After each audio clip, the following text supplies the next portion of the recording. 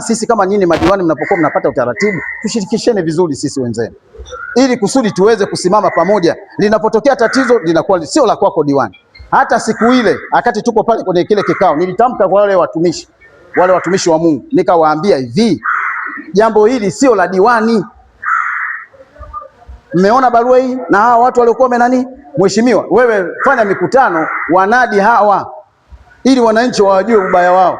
Huku nyinyi mlikuwa leo sio watu wa kuomba radhi kwa hawa. Sisi tumeelewana vizuri? Madiwani ilikuwa sio kuomba radhi, kwa sababu kuna watu waliosababisha na uchochezi kwenye lile jambo.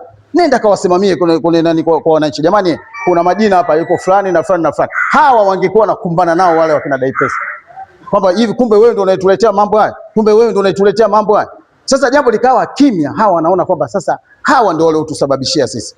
Lakini wanapoenda kukamatwa mbaya zaidi, hata mtu sikiliza mwenyekiti, huwezi kuamini, mtu anachukua roba lake anaenda kukoboa mashineni. Ana pikipiki ngapi? 2 au 3, ana viroba vingapi? 3. Anasimamishwa, anapigwa faini. Ndio ilivyokuwa. Anapigwa faini. Kama huwezi kutoa shilingi 1,200,000, ukitaka huo mkeka wa 200,000 anakuambia toa 200,000 ndio tukuchanie mkeka.